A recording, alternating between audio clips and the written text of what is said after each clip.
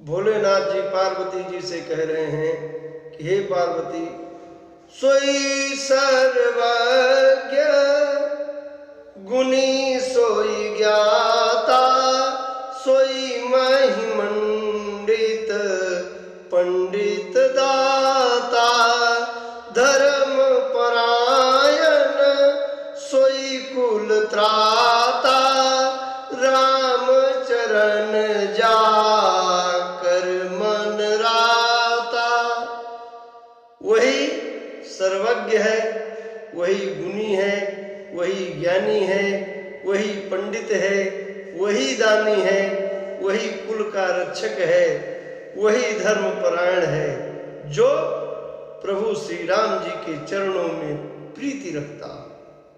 नीति निपुण सोई परम सयाना, श्रुति सिद्धांत निकते ही जाना, सोई कवि कोविद सोई रणधीरा, जो छल छाड़ी भजई रघुवीरा।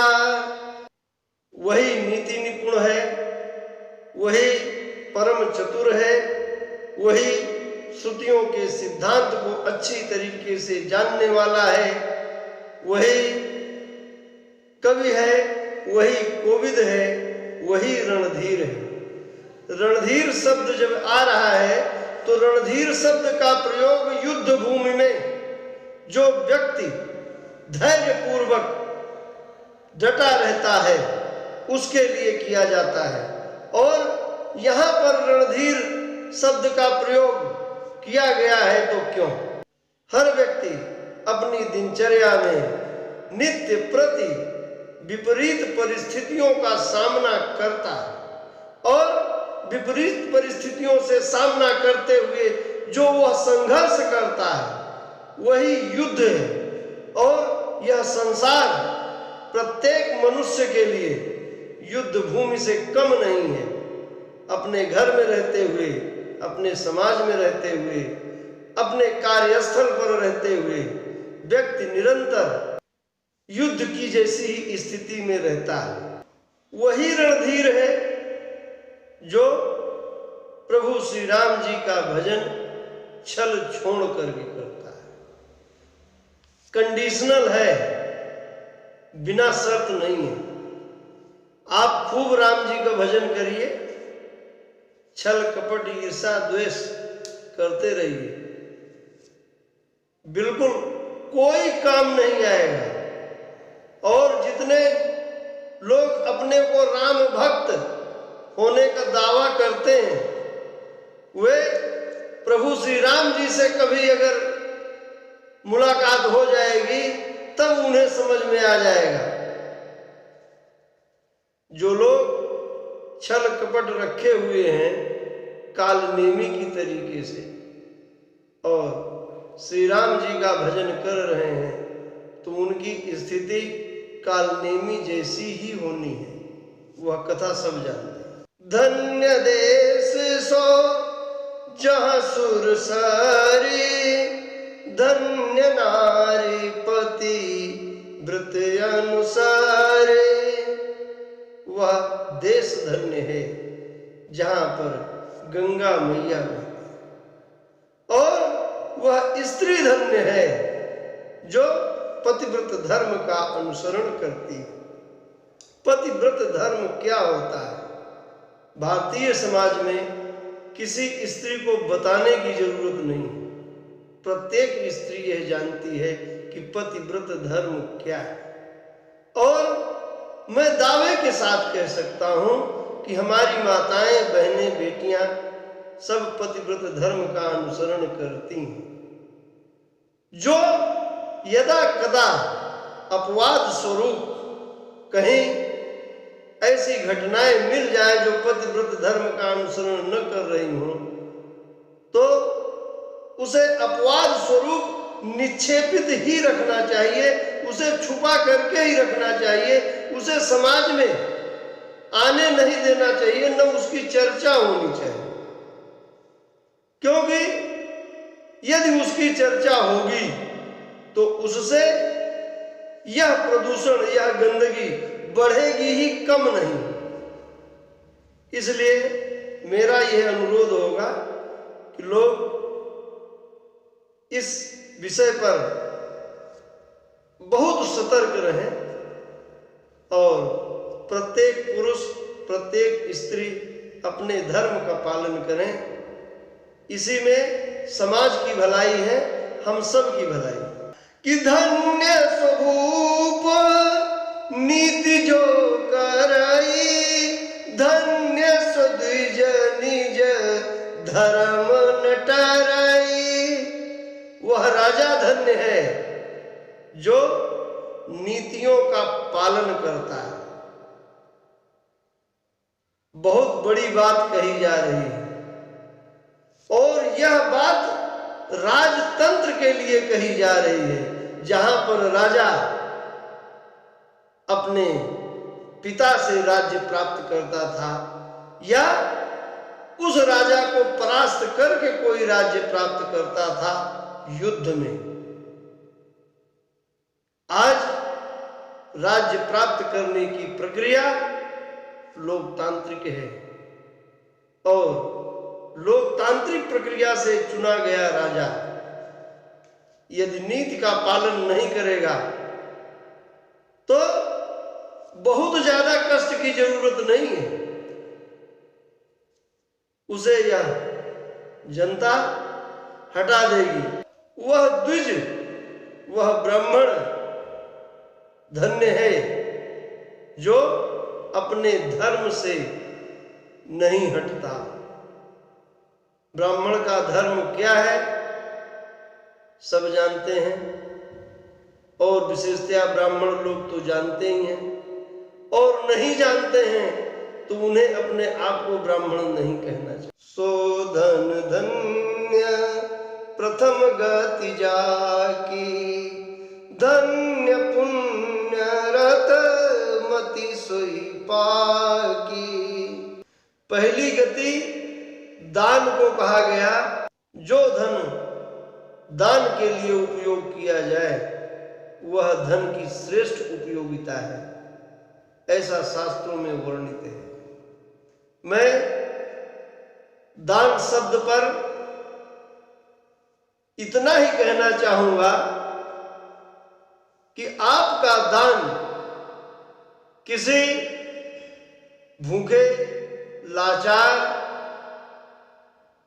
व्यक्ति की सेवा के लिए होना चाहिए।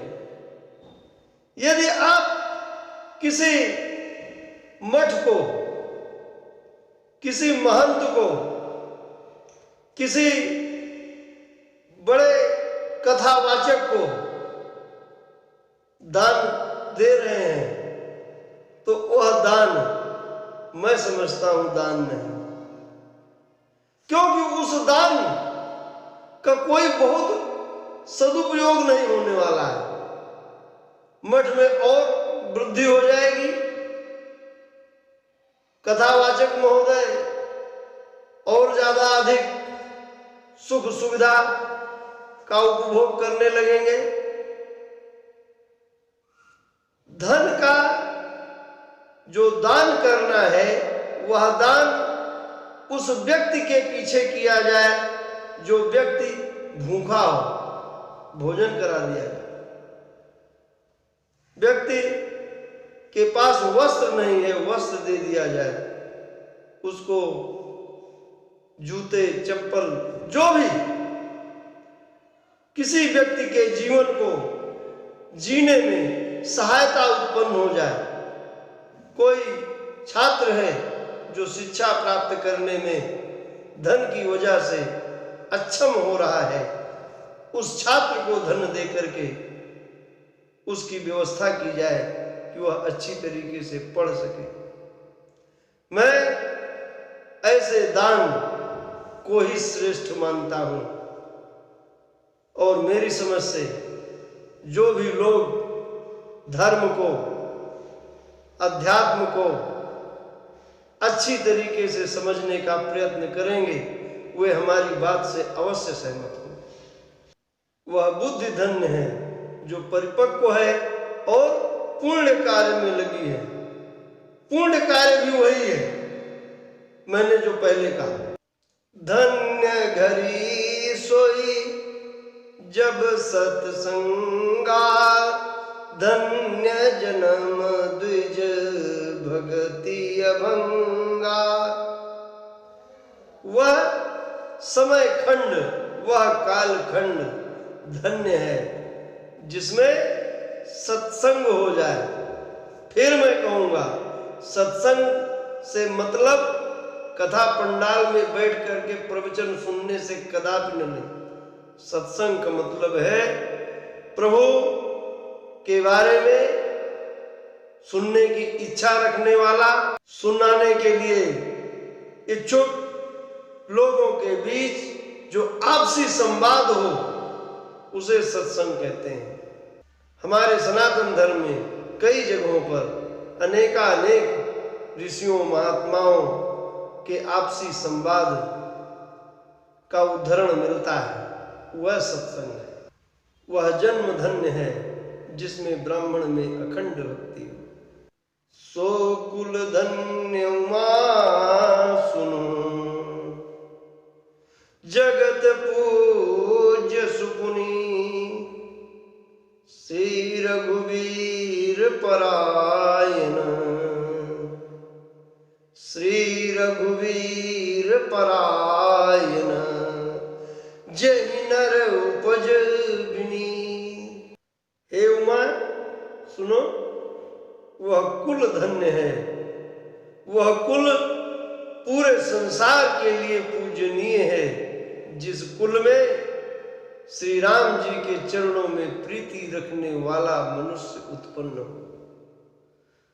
मति अनुरूप कथा में बाकी, यद्यपि प्रथम गुप्त करि राखी, तव मन प्रीति देखी अधिकाई, तब मैं रघुपति कथा सुनाए। मैंने अपनी बुद्धि के अनुरूप प्रभु श्री राम जी की कथा तुम्हारे मन में प्रभु के प्रति अत्यधिक प्रेम को देखते हुए कही है। यद्यपि मैंने इसे गुप्त रखा था, अब स्पष्ट है कि कथा किससे कहनी है। ऐसे रहेगी जहां मर्जी तहां ना। जब कथा सुनने के लिए अत्यंत उत्सुक व्यक्ति मिले तब कथा कहें। यह न कहिया सठ ही हठ सीलहि, जो मन लाई न सुन हरि लीलहि। इस कथा को हठी व्यक्ति से बिल्कुल नहीं कहना चाहिए। जो प्रभु की लीला को मन लगा करके न सुनता, उससे यह कथा नहीं कहनी चाहिए। और किससे नहीं कहनी चाहिए?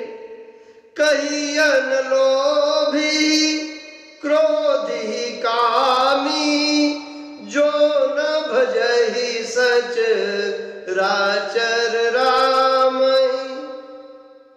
क्रोधी से, कामी से, लोभी से, और जो श्री राम जी का भजन न करता हो उससे कभी नहीं कहनी चाहिए। द्विज द्रोही न सुनाई कबहू, सुरपति सरिस होई नृप जबहू। अगर कोई राजा देवराज इंद्र के समान भी प्रतापी हो तो भी उस राजा से यह कथा नहीं कहनी चाहिए यदि वह द्विज द्रोही है तो। राम कथा के तेई अधिकारी, जिन जिनके सत्संगति अति प्यारी। जिनको सत्संग प्रिय है वही श्री राम जी की कथा सुनने के अधिकारी है।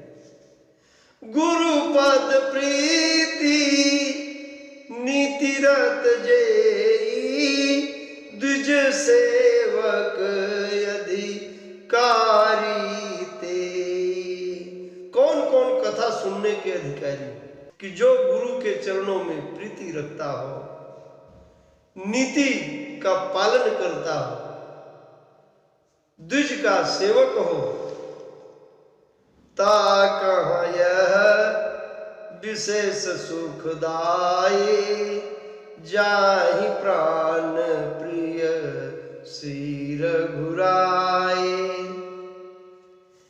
उनके लिए तो यह विशेष सुख देने वाली है जिसे श्री राम जी प्राण के समान प्रिय हैं। राम चरण रति जो चह, राम चरण रति जो चह, अथवा पद निर्वाण, भाव सहित सोय कथा, करहु श्रवण पुटपान। राम जी के चरणों में प्रीति चाहिए या कि मोक्ष चाहिए? सब कुछ मिलेगा भाव के साथ अपने कान रूपी पुट से इस कथा का श्रवण करने से मिलेगा। राम कथा गिरिजा मैं बरनी, राम कथा गिरिजा मैं बरनी, कलिमल समन मनोमल हरनी, संसति रोग सजीवन मूरी, राम कथा गा वही श्रुति सूरी। हे गिरिजा, मैंने श्री राम कथा का वर्णन किया। यह कलिकाल के मल को दूर करने वाली है। जन्म मरण रूपी रोग के लिए यह संजीवनी बूटी है, ऐसा विद्वान लोग कहते हैं। यही महरुचिर सप्त सोपाना, रघुपति भगति केर पंथाना, यति हरि कृपा जाहि पर होई, पाँव देई यही मार्ग सोई। इसमें 7 सोपान हैं जो प्रभु श्री राम जी की भक्ति पाने के मार्ग हैं, और जिस पर प्रभु की अत्यंत कृपा होती है वही इस मार्ग पर पैर रखता है, सब नहीं रख पाते। मन कामना सिद्ध नर पावा, जो यह कथा कपट तज गावा। जो मन की इच्छा है उसकी प्राप्ति मनुष्य को प्राप्त होती है। कैसे कहूं, लोग विश्वास करें या न करें, मेरे मन में कामना उत्पन्न होते ही पूर्ति हो जा रही है, कोई विश्वास नहीं करेगा। अपने आप इस कथा का गायन कपट छोड़ करके, कपट रखे रहेंगे, कथा बिल्कुल फायदा नहीं करेगी। कंडीशनल है, बिल्कुल सशर्त, अनकंडीशनल नहीं है। कपट को छोड़ना पड़ेगा। कहाई सुनही, क्या बात, कि कहाई सुनही अनुमोदन करही, ते गोपद इव भवनिधि तरही। जो कहते हैं, जो सुनते हैं और जो हाँ में हाँ मिलाते हैं, अनुमोदन। ऐसा नहीं है कि जो कहते हैं उन्हीं को या जो सुनते हैं उन्हीं को, जो भाई ठीक है नहीं सही बात है, हाँ में हाँ मिला रहे हैं, अनुमोदन कर रहे हैं, वो भी इस भवसागर को ऐसे पार कर जाते हैं जैसे कोई गाय के खुर से हुए गड्ढे में भरे हुए जल को पार कर जाए। सुनि सब कथा हृदय अति भाई, बोली गिरिजा गिरा सुहाई। याज्ञवल्क्य जी बता रहे हैं कि प्रभु श्री राम जी की कथा माता पार्वती के हृदय को बहुत अच्छी लगी है और माता पार्वती जी कह रही हैं, माता पार्वती जी ने भोलेनाथ से क्या कहा है इसका वर्णन आगे किया जाए।